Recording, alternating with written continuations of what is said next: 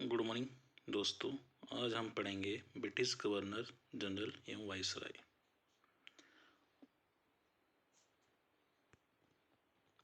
Governor general और viceroy.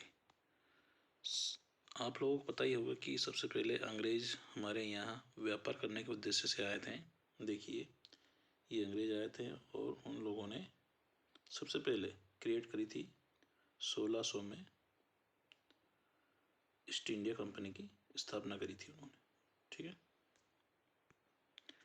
Then उन्होंने east India company की स्थापना करी। उसके बाद ये यहाँ दिल्ली गए थे, जहाँ जहांगीर का शासन चल रहा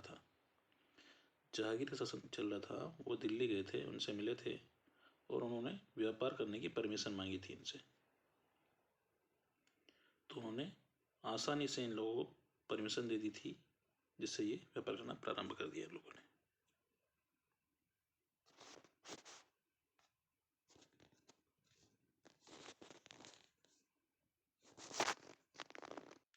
देखिए, आपको डायग्राम से काफ़ी स्पष्ट हो जाता है कि ये आपका व्यापार करने के लिए आए थे, बट हुआ क्या, ये बंगाल इनके पड़ोस में था। तो बंगाल पे इन्होंने 1757 में सिराजुद्दौला से पहले तो संधि कर ली। संधि करने के बाद इन्होंने उसके ही भतीजे के साथ मिलके, मीर जाफर के साथ मिलके उसको धोखा दे दिया और उसको मार दिया, जिसको हम प्लासी का युद्ध बोलते हैं। ठीक है, तो इस तरह से उन्होंने प्लासी के प्रथम युद्ध में उनको पराजित किया और बंगाल पर भी अपना शासन स्थापित कर लिया। नेक्स्ट हम देखेंगे, देखिए रॉबर्ट क्लाइव है ना, ये रॉबर्ट क्लाइव प्रथम ये आपके गवर्नर जनरल थे। प्रथम गवर्नर जनरल आपके रॉबर्ट क्लाइव थे। उसके बाद में वारेन हेस्टिंग्स आए थे। वारेन हेस्टिंग्स बाद में कार्नवालिस बाद में वेलेंजी, Lord Hastings, William Bentinck, Metcalfe, Dalhousie और कैनिंग। ये आपके 1773 से लेके आपके 1857 तक के कार्यकाल वाले लोग हैं। ठीक है, तो हम बारी बारी से पढ़ते हैं। सबसे पहले हमारा बंगाल के गवर्नर जनरल जो थे 1757 से 1760 के प्रथम कार्यकाल था, जो कि ये 2 बार आ चुके थे। तो प्रथम कार्यकाल इनका 1757 से 60 के बीच में था। ठीक है, तो उन्होंने क्या क्या किया इसके बारे में डिस्कस करेंगे।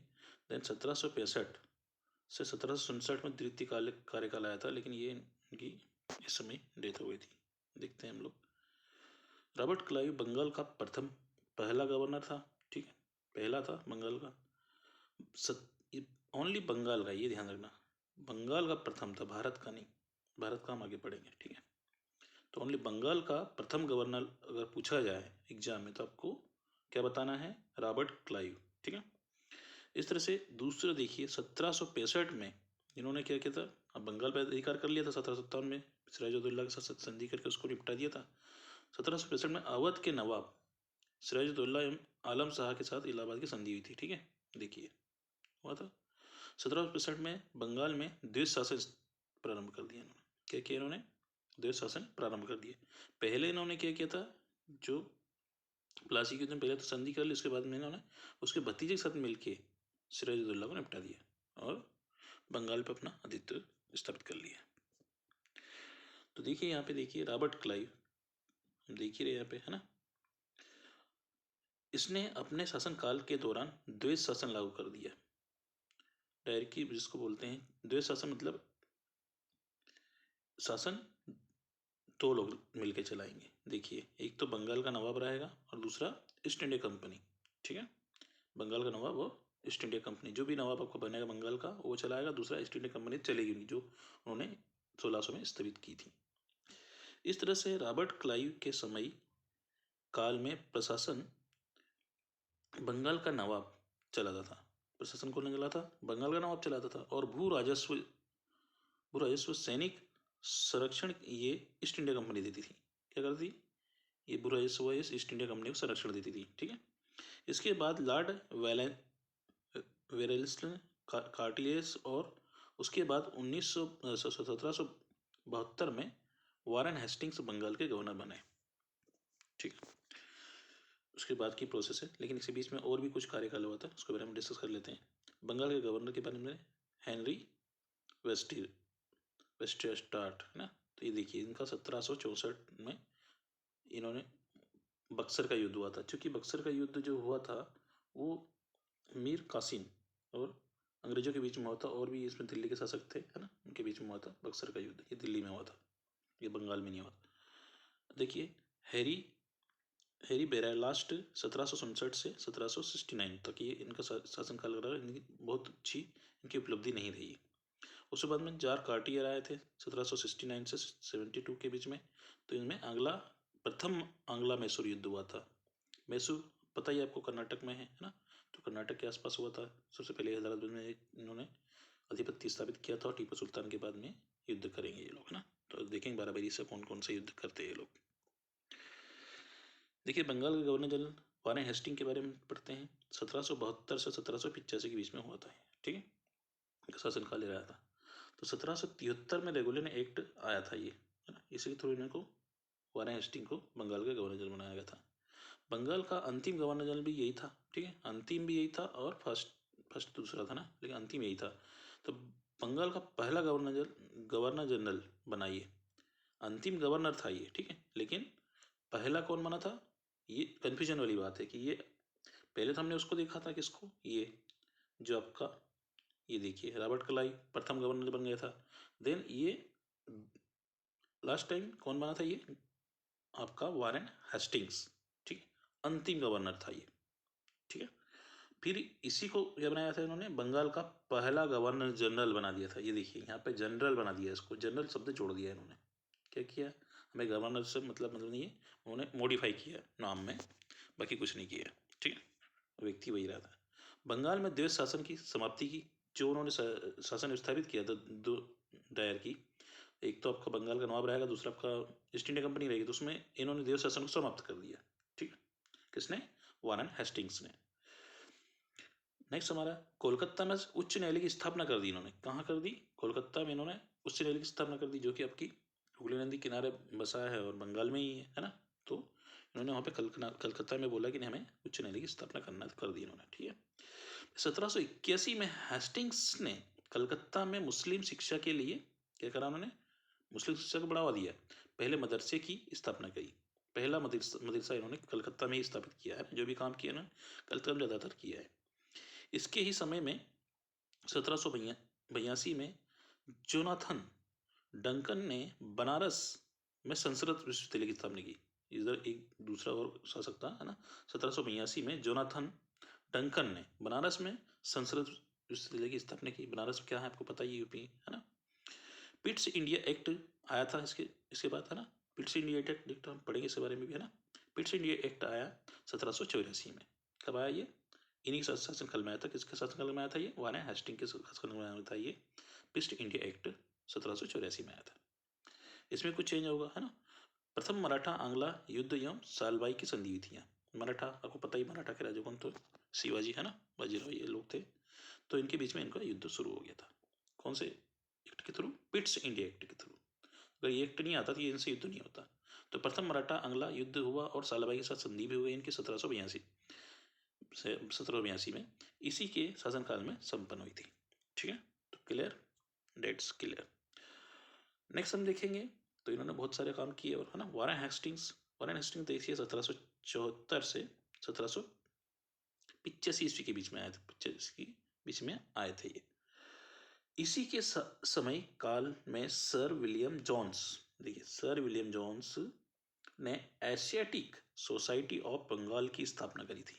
किसकी स्थापना करी थी, एशियाटिक सोसाइटी ऑफ बंगाल की स्थापना करी थी। किसने, सर विलियम जोन्स, ठीक है। आगे हम क्वेश्चन आंसर भी करेंगे तो आपको पता चलेगा किस तरह से हुआ था।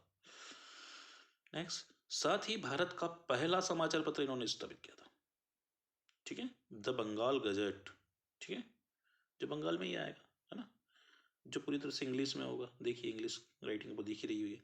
तो प्रकाशन इसी समय में काल में हुआ था। किसके शासनकाल में हुआ था, वारेन हेस्टिंग के शासनकाल में, समझे। तो क्वेश्चन आ सकता है कि द बंगाल गजट कौन से गवर्नर जनरल के कार्यकाल में प्रकाशित हुआ था। तो आपको बताना पड़ेगा ये 1774 1785 के बीच में वारेन हेस्टिंग्स के कार्यकाल के बीच में प्रकाशित किया गया था। यह प्रथम भारतीय समाचार पत्र था। ठीक है, भारतीय तो रहेगा, जो बंगाली उस टाइम अपने पास था, है ना। पिट्स इंडिया एक्ट, देखिए पिट्स इंडिया एक्ट के बारे में पढ़ लेते हैं हम लोग। तो रेगुलेटिंग एक्ट 1773 की कमजोर को दूर करने के लिए, जैसे रेगुलेटिंग एक्ट पहले चल रहा था उसको इन्होंने दूर करा। किसने चालू किया था रेगुलेटिंग एक्ट, आपको पता ही है, आपका क्लाइव ने चालू किया था ना, रॉबर्ट क्लाइव ने। तो इसको वारेन हेस्टिंग्स ने उसको उसकी वेरीफाई करने के, उसको उन्होंने क्या क्या काम किए, किस तरह से हुआ है, इसकी निरीक्षण करने के लिए, है ना, जिसने कमजोरी को दूर करने तथा कमजोरी जो भी होगी उसकी दूर करे उसने, अंग्रेजों के हितों की रक्षा करने के लिए।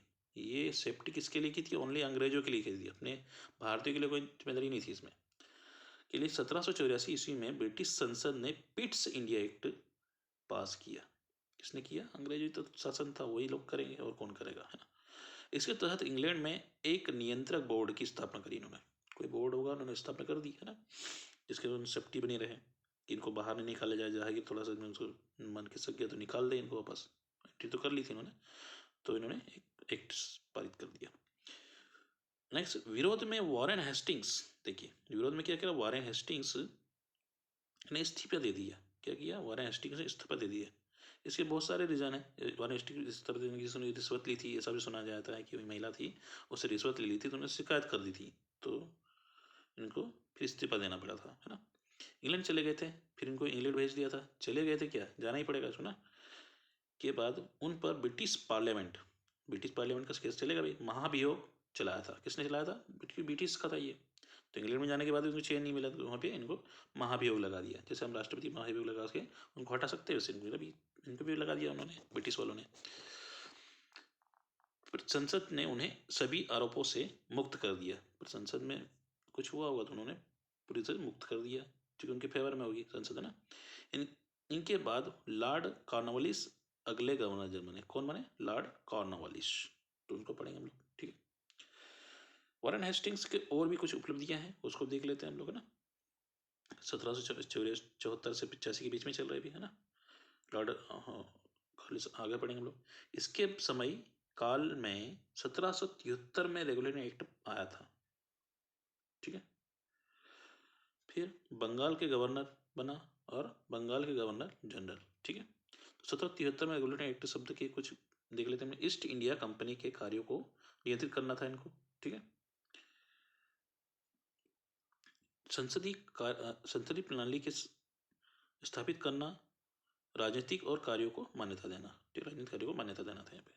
इस एक्ट के तहत 1774 में कलकत्ता में सुप्रीम कोर्ट की स्थापना हुई। तो आपको ये क्वेश्चन आ सकता है, आपका ये इंपॉर्टेंट लाइन है आपकी, कि किस एक्ट के तहत 1774 ईस्वी में कलकत्ता में सुप्रीम कोर्ट की स्थापना की गई। ये अपने लिए तब इम्पोर्टेंट नहीं, क्योंकि हमारा बंगाल अलग हो चुका है, तो हमारा तो सुप्रीम कोर्ट जो रहेगा दिल्ली रहेगा, है ना, उनकी गई। और इसकी पहली न्यायाधीश एलिजा एम्पे थी। कौन थी, एलिजा एम्पे पहली न्यायाधीश थी, क्योंकि इन्हीं के कार्यकाल में एलिजा इनकी समकक्ष थी, है ना, तो इन्होंने इनको सपोर्ट किया और इसको बरी कर दिया, यही हुआ था, ठीक है। नेक्स्ट, ये पार्लियामेंट दिख रही है आपको कलकत्ता की। लॉर्ड कॉर्नवालिस, अब लॉर्ड कॉर्नवालिस के बारे में पढ़ लेते हैं। उन्होंने क्या क्या की बहुत सारी उपलब्धियां हैं, है ना। 1773 से 1793 में इनका भी कार्यकाल रहा। लॉर्ड कॉर्नवालिस को भारत में सिविल सेवा और पुलिस का जनक माना जाता है। सिविल सेवा आप समझ सकते हो, कलेक्टर की बात हो रही है ना, सीधी सीधी कलेक्टर की बात हो रही है। ये कलेक्टर की पोस्ट इन्होंने ही जनरेट करी थी, लिख के रख लो, ठीक है। सिविल सेवा किसने, लॉर्ड कॉर्नवालिस ने। ये कई बार क्वेश्चन आ भी चुका आपका, है ना। का जनक माना जाता है, जनक मतलब वही कलेक्टर की स्तर। उन्होंने अपने समय काल में 3 प्रमुख काम किए, 3 और का काम किए, वो भी देख लो आप लोग, है ना। कौन कौन, सिविल सेवा ने कॉर्नवालिस को भारत में सिविल सेवा का जनक माना कहा जाता है।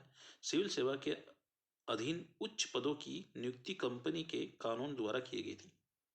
ये कंपनी में था, जैसे कोई उन्होंने विश्वविद्यालय खोल रखा था, तो वहीं पे जो पढ़ेगा वही कलेक्टर बनता था, ये सब चीज़ें थी। लेकिन डलहौजी ने फिर वहाँ पे आया था और उन्होंने देखिए डलहौजी लिखा है, उच्च पदों की नियुक्ति हेतु प्रतियोगिता परीक्षा की शुरुआत का आगे चलकर डलहौजी ने करी थी। डलहौजी ने क्या किया, प्रतियोगिता परीक्षा करवा दी कि भाई नहीं, सभी को होना चाहिए, ऐसा नहीं चलेगा आपकी कि आप डिग्री ले लो और कलेक्टर बन जाओ, ऐसा नहीं चलेगा, आपको बेकायदे एंट्रेंस एग्जाम देना पड़ेगा, उसके बाद ही आपको कलेक्टर बनाया जाएगा। ठीक, ये डलहौजी की, डलहौजी ने अच्छे भी काम किए थोड़े, हाँ, ट्रेन भी उन्होंने चलाई थी, आगे पढ़ेंगे ना। लेकिन लॉर्ड कॉर्नवालिस ने काम किया है, कलेक्टर की पोस्ट तो निर्धारित कर दी थी, पुलिस व्यवस्था शुरू करी थी इन्होंने। कॉर्नवालिस, है ना, कॉर्नवालिस ने प्रत्येक जिले में पुलिस थाने की स्थापना करी थी।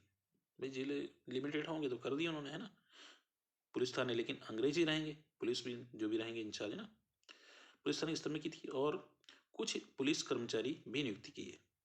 भाई पुलिस थाने की स्थापना करेगा तो कर्मचारी तो करना ही पड़ेगा उसको, स्वाभाविक है।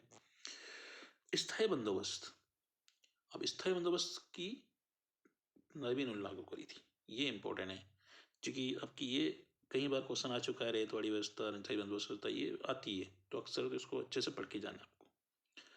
इसने 1793 में, कब की इन्होंने, 1793 की बात करी है, बंगाल, बिहार, उड़ीसा में भूमि कर योजना लागू की।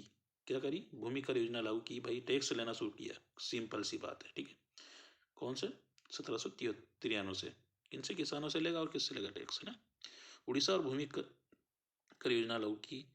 इसके तहत जमींदारों को भू राजस्व का 90% भाग कंपनी को और 10% भाग अपने पास रखने को कहा था। क्या किया उन्होंने कि भाई तुम 100% ले लो किसानों से, लेकिन हमें 90% चाहिए, बाकी आप कंपनी को देते रहना, है ना, ये इन्होंने बोल दिया, ठीक है। तो इन्होंने 90 और 10 में डिवाइड कर लिया। इस योजना को सर जॉन सॉर ने बनाया था, तो शोर मचा ही होगा, है ना, इतना कैसे दे देंगे हम लोग, स्वाभाविक सी बात है।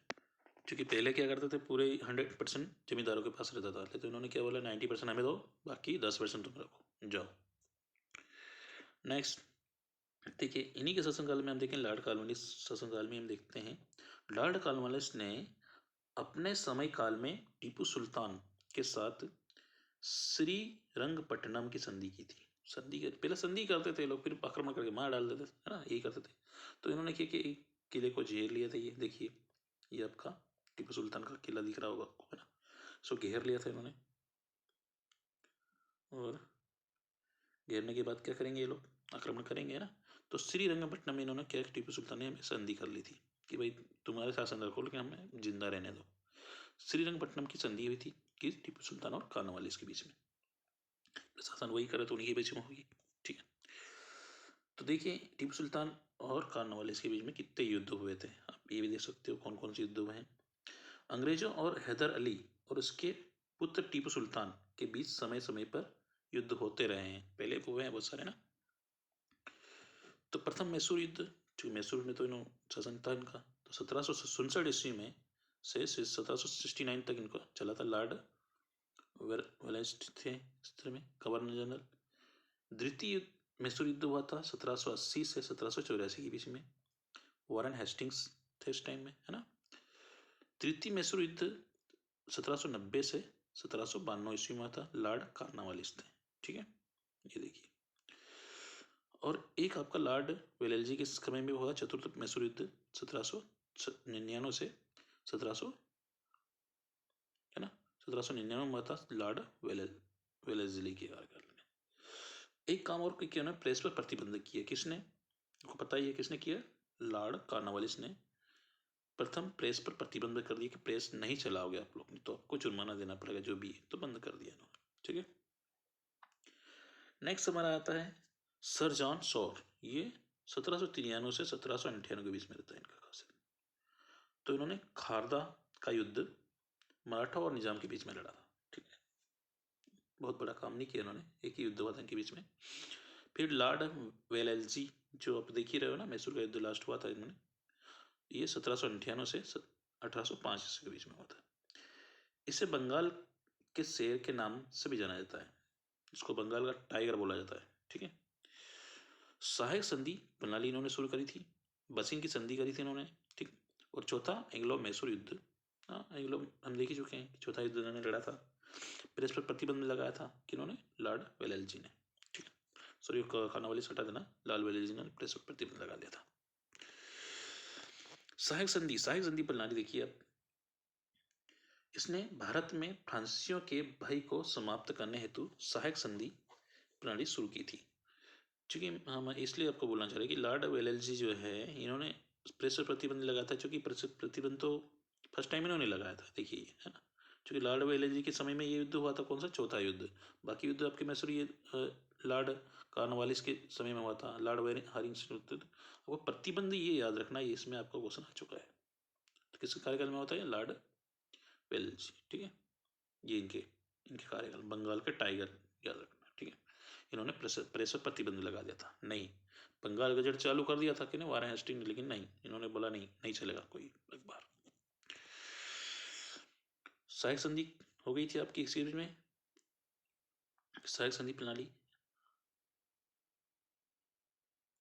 इसने भारत में फ्रांसीसियों के भय को समाप्त करने हेतु सहायक संधि प्रणाली शुरू की। क्या भारत में फ्रांसी आक्रमण करने के सब भय को समाप्त करने के लिए उन्होंने सहायक संधि शुरू कर दी थी। इस प्रणाली का उद्देश्य था ब्रिटिश राज्य का विस्तार करना। क्या करना था इनका, मेन उद्देश्य तो यही था ना कि ये ब्रिटिश राज्य को स्थापित करने के लिए कि भाई हम शासन हम करेंगे, लेकिन आप काम करते रहो, हमारे अंडर में रहोगे, ऑब्जर्व करेंगे हम लोग, है ना, यही था उद्देश्य। बस सबसे पहले हैदराबाद के शासक ने संधि का स्वीकार किया। किसने किया, हैदराबाद के शासन आपको पता ही है, निजाम शाह है ना, उन्होंने पहले स्वीकार कर लिया।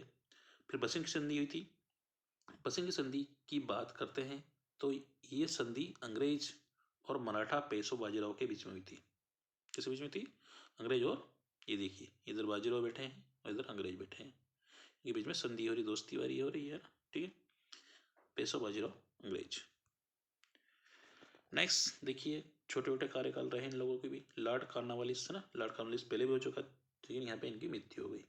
ये जो देखिए है ना, यहाँ पे ये मरने के लिए आए थे, कुछ नहीं था इनका काम, ठीक है। उत्तर प्रदेश में की गाजीपुर में मृत्यु हो गई, वहीं पे इनका मकबरा भी देखने को आपको मिल सकता है। फिर सर जॉर्ज वार्लो है ना, वार्लो देखिए, वार्लो को 1805 से 1807 के बीच में रहते हैं इनका कार्यकाल। ये मरने के बाद में ये आ गए है ना, क्या करा, वेलोर का सिपाही का विद्रोह हुआ था इनके बीच में, ठीक है, एक ही हुआ था, दो ही में विद्रोह किया था उन्होंने। फिर आता है लॉर्ड मेंटो, ठीक है, 1807 से 1813 के बीच में अमृतसर की संधि हुई थी इनके बीच में। ये संधि करने के लिए आए थे बस, बाकी कोई काम नहीं था इनका। नेक्स्ट लॉर्ड हेस्टिंग्स, ये इंपॉर्टेंट है ना, इन्होंने भी वहां पे क्या हुआ था आपका, स्थायी बंदोबस्त व्यवस्था शुरू करी थी, लेकिन उन्होंने यहाँ पे रेतवाड़ी व्यवस्था शुरू कर दी। किसने, लॉर्ड हेस्टिंग्स ने, वो कार्नवालिस ने की थी, यहाँ पे आपके लॉर्ड हेस्टिंग्स ने, ठीक है। इनके समय काल की बात करते हैं तो उस समय मद्रास के तत्कालीन गवर्नर थॉमस मुनरो थे। क्या थे, कौन थे तत्कालीन गवर्नर, थॉमस मुनरो थे। मुनरो ने 1820 में मद्रास में रेतवाड़ी व्यवस्था शुरू करी थी, मुनरो ने करी थी, है ना, ये क्वेश्चन आ चुका है MPSC में। रेतवाड़ी व्यवस्था को लागू किया था। इसके बाद बम्बई है ना, बम्बई में गवर्नर ने अब भी इस व्यवस्था को लागू किया था। क्या किया था, बाद में बम्बई में भी लागू किया था, लेकिन ये इन्होंने क्या किया था, मेन काम इनका स्थायी बंदोबस्त करना था, है ना। देखिए किस तरह से किया था, पहले तो इन्होंने क्या किया था, 10% दे रहे थे इनको, लेकिन इन्होंने क्या नहीं, इसको भी हटाओ, डायरेक्ट कंपनी को दो ना। ये तो बड़ी व्यवस्था में ये हुआ था कि इनको हम क्यों कमीशन दे, ये बीच में क्यों रखे, हम डायरेक्ट किससे कनेक्ट करें, कलेक्ट करें, कर सकते करें, तो इन्होंने इनको हटा दिया यहाँ से। देखिए तो आपको अंतर देखने को मिला होगा कि जब आपका ईस्ट इंडिया कंपनी और इनको अलग अलग मिल रहा था, लेकिन इन्होंने इनको हटा दिया जिम्मेदार को और डायरेक्ट लेने के थे। तो देखिए लाइन पढ़ रही है, रेतवाड़ी व्यवस्था सबसे पहले मद्रास 12 मंडल में शुरू की गई थी। तो यहाँ पे डायरेक्ट ये किसान से ही टैक्स लेते हैं शुरू कर दिया था उन्होंने। भाई 10% उसको क्यों दें हम लोग, है ना, हमें तो पूरा 100% चाहिए। नेक्स्ट हमारा है लॉर्ड विलियम बेंटिक, ठीक है, ये भारत के प्रथम गवर्नर माने जाएंगे, ठीक है। यहाँ से स्टार्ट होता है, अभी तक हम बंगाल कर रहे थे हेस्टिंग तक, जब हमारे भारत के आ जाएंगे, भारत के गवर्नर जनरल, ठीक है। 1833 का चार्टर्ड एक्ट द्वारा बंगाल के गवर्नर जनरल को भारत का गवर्नर जनरल बना दिया गया। कहाँ का? पहले बंगाल का चलता था राज, लेकिन यहाँ पे अभी भारत का गवर्नर जनरल को घोषित कर दिया है। ठीक है, तो लॉर्ड विलियम बेंटिक भारत का पहला गवर्नर जनरल बना। ठीक है, आगे राजा राम मोहन राय के सहयोग से 1829 में, ये डेट याद रखना, ये क्वेश्चन भी आ चुका कई बार, सती प्रथा को समाप्त किया उन्होंने। पहले सती आयरन वगैरह अपने सागर वगैरह में सती प्रथा थी, उसको उन्होंने शासन समाप्त कर दिया कि नहीं, हमें सती प्रथा की व्यवस्था नहीं करना है ना। जैसे विधवा हो जाती तो वो विधवा बन के रह सकती है, सती पति के साथ नहीं होना चाहिए। बट इसमें भी एक ट्विस्ट था, हिंदू धर्म के कुछ लोग थे ना, या फिर जो ही धर्म के, तो नहीं, उनका कहना था कि नहीं, यदि उनका पति हस्बैंड मर चुका है तो उनको उनके साथ मरना ही पड़ेगा, क्योंकि उस शास्त्रों में जो भी है वो लिखा होगा, उनके अनुसार उन्होंने बोला था कि नहीं, तो इन्होंने विरोध किया। तो इसका भी एक कारण रहा था आपका 1857 की क्रांति का, तो आगे हम पढ़ेंगे, तो आगे वो डिस्कस करेंगे इसको। सामाजिक सुधार के क्षेत्र में सती प्रथा की समाप्ति इसका प्रशंसनीय कार्य था।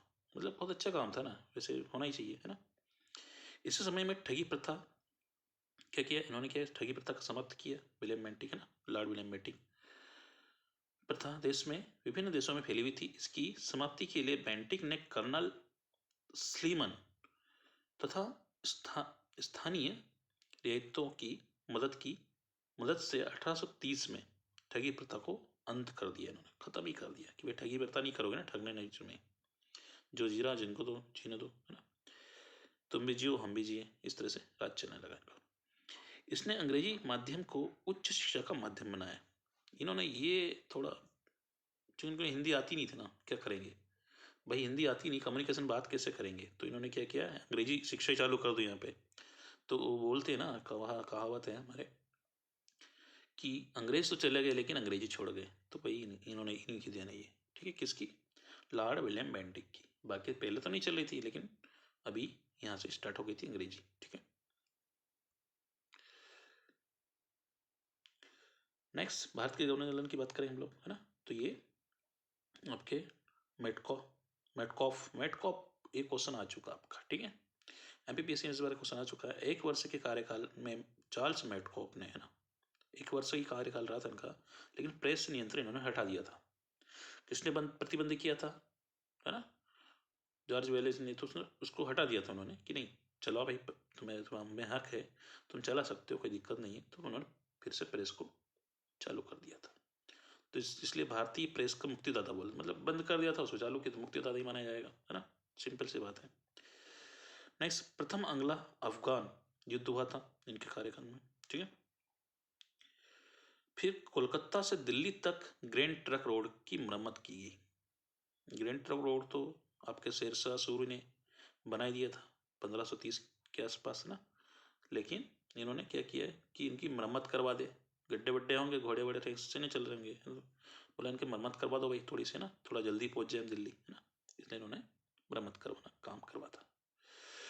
नेक्स्ट, लॉर्ड ऑकलैंड, है ना, लॉर्ड ऑकलैंड का ने करवाया था। ठीक है, लॉर्ड एलनब्रो, देखिए इनका सारे का शासनकाल कुछ हुआ थी नहीं, कुछ था ही नहीं इनके पास, है ना। लॉर्ड एलनब्रो देखिए 1842 से 44 के बीच में हुआ था, लेकिन इसमें एक अच्छा काम किया था, रविवार की छुट्टी शुरू कर दी उन्होंने। देखिए क्या किया इन्होंने, लॉर्ड एलनब्रो के शासनकाल में 1842 से 44 के बीच में हुआ, लेकिन 1843 में इन्होंने क्या किया, बीच में जाके रविवार की छुट्टी घोषित कर दी कि हर रविवार छुट्टी बनाएंगे हम लोग, है ना, हमें कहीं काम करना है। तो अच्छा काम किया इन्होंने।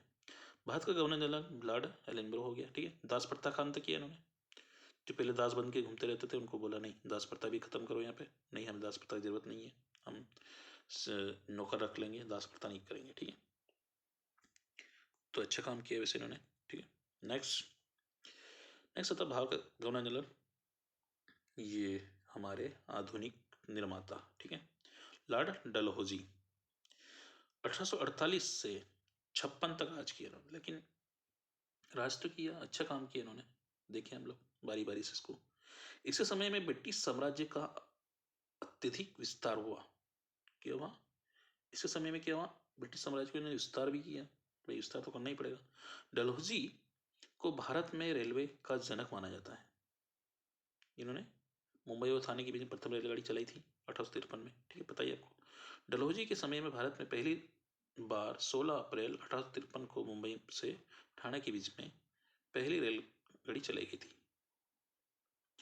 शिक्षा संबंधी सुधारों में डलहौजी ने 1854 के वुड डिस्प्लेस को वे किया तथा 1854 में नए पोस्ट ऑफिस एक्ट के तहत भारत में पहली बार डाक टिकट का प्रचलन किया। डाक टिकट शुरू कर दी है ना, डिस्प्लेस तो चालू किया था उन्होंने, डेट देने उन्होंने डाक टिकट का स्थापना भी कर दी कि भाई पोस्ट ऑफिस होना चाहिए और पोस्ट जाना चाहिए एक दूसरे तक, पता चले हमें क्या चल रहा है ना।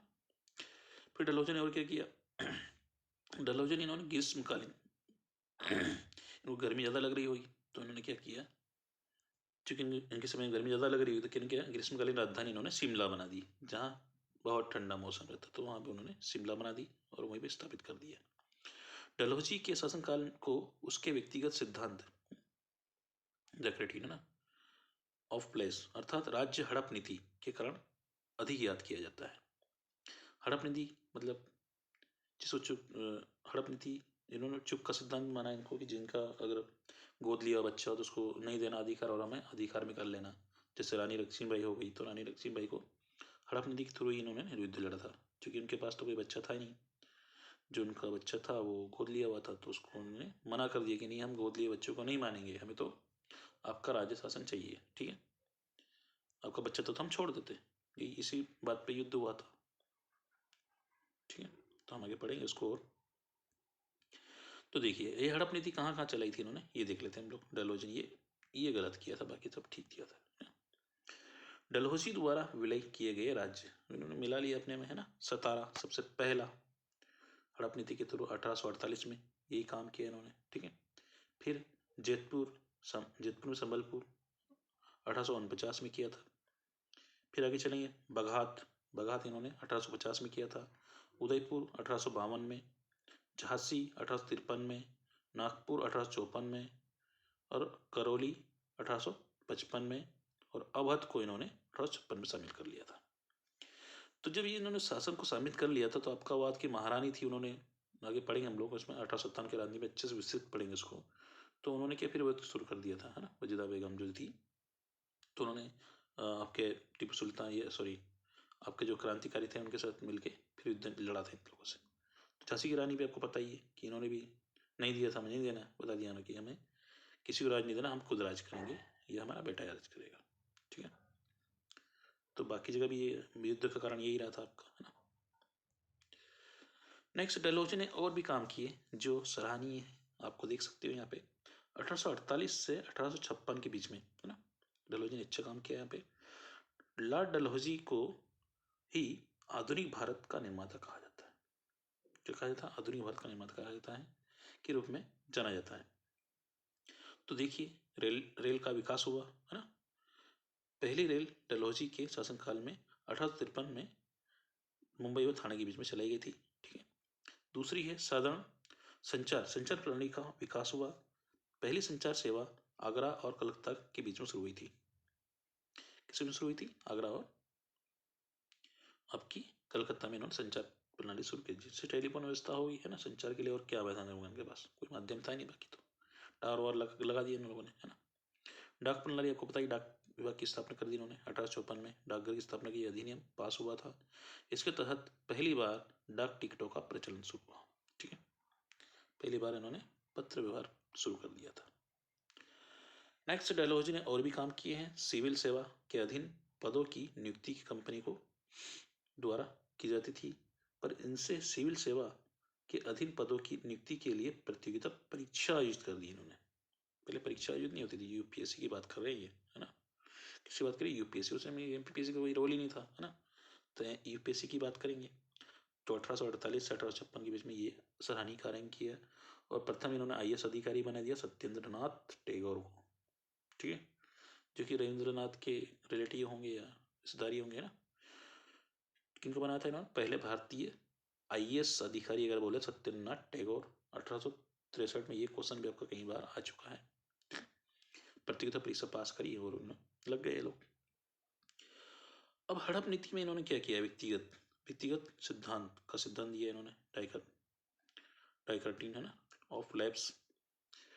डलहौजी ने इस नीति को ब्रिटिश साम्राज्य का विस्तार करने के उद्देश्य से लागू किया था। किसके उद्देश्य से किया था उन्होंने? ब्रिटिश सरकार की विस्तार करने के उद्देश्य से लागू किया था। ठीक है। इस नीति के अनुसार वे राज्य जिनका कोई उत्तराधिकारी नहीं था, देखिए है ना, जैसे कोई उत्तराधिकारी नहीं है, गोद ले लेते हैं बच्चे, हैं ना, उनको नहीं रखेंगे, ये बोला था उन्होंने। उनसे शासन करने का अधिकार छीन लिया था उन्होंने। झांसी की रानी, है ना, और भी आगे देखेंगे, कर उस राज्य को ब्रिटिश राज्य का मिला लिया। क्या किया उन्होंने? ब्रिटिश राज्य में मिला लिया कि नहीं, हमें ब्रिटिश में राज्य में मिलाना है। हड़प नीति के तहत ब्रिटिश राज्य में विलय होने वाला पहला राज्य क्या था? सतारा। हम देख ही चुके, सतारा महाराष्ट्र में आपका। आगे चलकर जयपुर को संबलपुर, है ना, उदयपुर, झांसी राज्यों को इस नीति के द्वारा ब्रिटिश राज्यों में मिला लिया था। ठीक है। देखिए, अब आता है लॉर्ड कैनिंग का राज। चूंकि ये तो डलहौजी तो आग लगा चुका है, अब आग तो निपटेगा कौन? Lord Canning. ठीक है। डलहौजी अपनी आग बुझाएगा, ये है ना, बुझा तो नहीं पाया, बुझाएगा और क्या करेगा। लॉर्ड कैनिंग अंतिम गवर्नर जनरल थे। ये कौन थे? अंतिम गवर्नर जनरल थे। कौन थे? पहले गवर्नर बना, गवर्नर के बाद में फिर गवर्नर जनरल बना, तो ये अंतिम थे आपके। कौन थे? लास्ट वाले, मतलब पहले वाइसराय बने। कौन पहले वाइसराय बने? ये कैनिंग। ठीक है। लॉर्ड कैनिंग के समय 1857 की क्रांति हुई थी। भाई क्रांति तो होगी ना, बीज तो बो के गए डलहौजी और बाकी लोग, है ना, तो भी इनका कुछ होना ही है ना। लॉर्ड कैनिंग के समय ही 1856 में विधवा पुनर्विवाह अधिनियम से लागू हुआ। ये अच्छा काम किया इन्होंने, विधवाओं को पुनर्विवाह के लिए परमिशन दे दी कि सती प्रथा तो उन्होंने खत्म कर ही चुके थे, है ना। उसके बाद उन्होंने बोला कि आप विधवाएं विवाह कर सकती है ना। कोलकाता, मुंबई, मद्रास, ये भी अच्छा काम किया इन्होंने। ये क्वेश्चन भी एमपीपीएससी में आ चुका है। कोलकाता, मुंबई, मद्रास में हाई कोर्ट की स्थापना हुई थी। ठीक है, ये क्वेश्चन आ चुका है, एमपी है। डलहौजी के हड़प सिद्धांत को समाप्त कर दिया इन्होंने। वेरी गुड, ये भी अच्छा काम किया कि भाई काय के लिए जिम्मेदारी ले, है ना, हम इसको खत्म कर दे रहे हैं, जाओ राज करो आप लोग। ठीक है। पर एक काम गलत हुआ था, जो इन्होंने कारतूस ला के, फिर तो जंग नहीं थी। Next, Lord Canning. Lord Canning के और भी काम किए थे उन्होंने। ठीक है, 62 के आसपास। इन्हीं के शासनकाल में 1857 का विद्रोह शुरू हुआ था। ठीक है, पता ही आपको। इस विद्रोह के बाद ही भारत का शासन ईस्ट इंडिया कंपनी के हाथों में लेकर ब्रिटिश सरकार के हाथों में दे दिया गया था। कंपनी को समाप्त कर दिया उन्होंने। किसको दे दिया? इनको ब्रिटिश सरकार को दे दिया, ले लो। कैनिंग को भारत का पहला वायसराय बनाया गया था। ईस्ट इंडिया कंपनी द्वारा ही नियुक्ति में ये भारत के आखिरी गवर्नर जनरल थे। ठीक है। नेक्स्ट, अब एक और काम की इच्छा इन्होंने, है ना, भारत में। देखिए, लॉर्ड कैनिंग के समय काल में ही 1857 का विद्रोह हुआ था। तो पता ही आपको, वायसराय भी नियुक्त किया गया इसको। प्रमुख घटनाएं क्या थी? विधवा को पुनर्विवाह लागू किया इन्होंने। भारतीय दंड संहिता आईपीसी की धारा लागू की थी, है ना। व्यक्तिगत का सिद्धांत, है ना, व्यक्तिगत सिद्धांत यानी राज्य पर विलय नीति समाप्त कर दी इन्होंने। ठीक है। इंडियन हाई कोर्ट एक्ट पारित हुआ, जिसके तहत मुंबई, कलकत्ता, मद्रास उच्च न्यायालय की स्थापना हुई थी। ये काम किए थे इन्होंने। ठीक है। अब हम इंपॉर्टेंट क्वेश्चन देख ले रहे हैं कि कौन कौन का क्वेश्चन आपके लिए आईएमपी है। देखिए, भारत में राजस्व एकत्र करने के लिए स्थायी बंदोबस्त किन से ले रहे थे? राजस्व कर किससे ले रहे थे? किसानों से। स्थायी बंदोबस्त की शुरुआत किसने की थी? आपको पता ही है कि यहाँ पे एक एजेंट इन्होंने नियुक्त कर दिया था कि उनको 10% देंगे और हमें 90% दे देना, है ना। ये चला था उस टाइम। तो ये क्वेश्चन आपका आ चुका है। ये किसके कार्यकाल में हुआ था आपका? ये कार्यकाल पता करना है आपका, है ना। तो देखिए यहाँ पे कार्यकाल किसका है, तो इसका सही आंसर आपको देखने को मिलेगा लॉर्ड कॉर्नवालिस, है ना। लॉर्ड कॉर्नवालिस में हुआ करा था, है ना, शासनकाल में होता ये। ब्रिटिश शासन के दौरान मद्रास के रेतवाड़ी व्यवस्था, देखिए रेतवाड़ी व्यवस्था की स्थापना कब हुई थी? ये देखिए यहाँ पे आपकी थॉमस मुनरो, है ना, थॉमस मुनरो के समय में हुआ था। बंगाल का पहला गवर्नर जनरल कौन था? आपको पता ही है कौन था? लॉर्ड कॉर्नवालिस था। ठीक है, बंगाल का पहला गवर्नर जनरल की बात हो रही है। ठीक है। देखिए इस स्लाइड में, ये देखिए आपका लॉर्ड कॉर्नवालिस। नेक्स्ट, किस भारतीय राज्य का कब्जा करने के लिए राज्य हड़प नीति, देखिए हड़प नीति कौन चलाएगा, है ना, कहाँ किया था सबसे पहले, सतारा में अपनाया गया था। ईस्ट इंडिया कंपनी का अंतिम गवर्नर जनरल और क्राउन अधीन अपना पहला वायसराय कौन था? पहला वायसराय को पता ही है, कैनिंग ही होगा। लॉर्ड कैनिंग को पहला वायसराय बनाया गया था। एक खुली प्रतियोगिता परीक्षा के माध्यम से इंडिया सिविल सर्विस परीक्षा में प्रवेश करने किसने किया था? इसमें डलहौजी ने किया था, बताइए आप लोगों को। देखिए सारे आंसर के लगे हुए आपके, है ना। तो यहाँ पे इन्होंने क्या, हड़प नीति में किसे अपनाया नहीं गया था, ये क्वेश्चन था, सॉरी ना। तो यहाँ पे सतारा, उदयपुर, झांसी को ले लिया था, लेकिन पंजाब को नहीं ले पाया था, ये क्वेश्चन है इसमें। भारतीय सिविल सेवा में चुने जाने वाले भारतीय कौन थे? सत्येंद्रनाथ टैगोर थे ना, ठीक है। फिर इंग्लैंड के हाउस ऑफ कॉमन्स द्वारा भारत के किस गवर्नर जनरल पर महाभियोग चलाया गया था? महाभियोग चलाया था ना वारेन हेस्टिंग, ठीक है। देखिए इसमें चलाया था आपने, ये देखिए वारेन हेस्टिंग चलाया था, और ये सत्येंद्रनाथ टैगोर आपका। इनमें से कौन भारत का पहला वायसराय था? बताइए आपको, लॉर्ड कैनिंग था। Next, doctrine of the lapse, इसकी बात भी हो रही थी, है ना। व्यक्तिगत सिद्धांत, इनमें से किसके आरंभ किया था? तो पता ही है, डलहौजी जैसे ही लोग आएंगे यहाँ पे, है ना। ये देखिए लॉर्ड डलहौजी, है ना। दूसरा, भारत में पहली बार सन 1853 में किस शासन में रेल प्रारंभ की? डलहौजी, मुंबई में, है ना। मुंबई में, थाना मुंबई के बीच में चली थी। पिट्स इंडिया एक्ट, ये आपके नियंत्रक बोर्ड की स्थापना करी थी उन्होंने। नेक्स्ट आपका है, कलकत्ता में उच्चतम न्यायालय की स्थापना किसके द्वारा की गई थी? अब कलकत्ता में उच्चतम न्यायालय की स्थापना कौन करेगा? आपका कौन से रेगुलेटरी एक्ट था इसमें? देखिए कलकत्ता में जो, देखिए यहाँ पे इस एक्ट के थ्रू कौन सा था आपका? 1774 के थ्रू हुआ था ये, है ना। कलकत्ता में उच्च न्यायालय की स्थापना रेगुलेटरी एक्ट 73 के थ्रू, ठीक है। ये देखिए सुप्रीम कोर्ट की स्थापना की गई थी आपकी। तो हमारा आंसर होगा रेगुलेटरी एक्ट 73 के थ्रू, है ना। इनमें से कौन बंगाल का पहला गवर्नर जनरल था? आपको पता ही है कौन था? कॉर्नवालिस क्लाई था बंगाल का प्रथम गवर्नर जनरल। आपके वारेन हेस्टिंग्स थे बंगाल के प्रथम गवर्नर जनरल, देखिए यहाँ पे, है ना। तो हमारा ऑप्शन होगा वारेन हेस्टिंग्स, ठीक है, सेकेंड वाला। दूसरा है 1773 रेगुलेटिंग एक्ट के तहत भारत में पहले उच्चतम न्यायालय की स्थापना 1774 में कहाँ की गई थी? पता ही है कि इस एक्ट के थ्रू तो हमें पता है कलकत्ता में सबसे पहले की गई थी, है ना। ठीक है, हम देख ही चुके इसको। नेक्स्ट है एशियाटिक सोसाइटी ऑफ बंगाल की स्थापना निम्न में से किस बंगाल के गवर्नर जनरल द्वारा की गई थी? एशियाटिक सोसाइटी की स्थापना, देखिए ये वारेन हेस्टिंग के कार्यकाल में हुई थी आपकी, ठीक है। दूसरा, निम्न में से किसे सिविल सेवा का जनक माना जाता है? आपको बताइए, लॉर्ड कॉर्नवालिस को सिविल सेवा का जनक माना जाता है यहाँ पे। नेक्स्ट, खारदा का युद्ध आपका सर जॉन सोर के द्वारा किया गया था। रेतवाड़ी व्यवस्था सबसे पहले कहाँ शुरू की गई थी? मद्रास में आपका, है ना। निम्न में से किस भारत के गवर्नर जनरल ने राजाराम मोहन राय के साथ मिलकर सती प्रथा का अंत किया था? सती प्रथा का अंत आपको बताइए किसके साथ?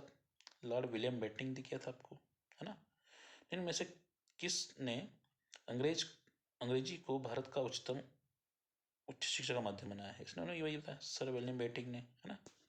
हम डिस्कस कर ही चुके इसके बारे में। देखिए ये विलियम बेटिंग ही आएगा आपका। हमारा नेक्स्ट क्वेश्चन है, किस भारत के गवर्नर जनरल ने प्रेस को स्वतंत्रता दिलाई थी? मेटकॉप ने स्वतंत्र कर दिया था। ये क्वेश्चन आपका एमपीपीएससी में आ चुका है। स्वतंत्र कर दिया था, है ना, प्रतिबंध किया था उन्होंने, हमारे हिस्ट्री ने, और इसको प्रतिबंध कर दिया। टीपू सुल्तान चौथे एंग्लो मैसूर युद्ध में मारा गया था। ये युद्ध किस बंगाल के गवर्नर के शासनकाल में हुआ था?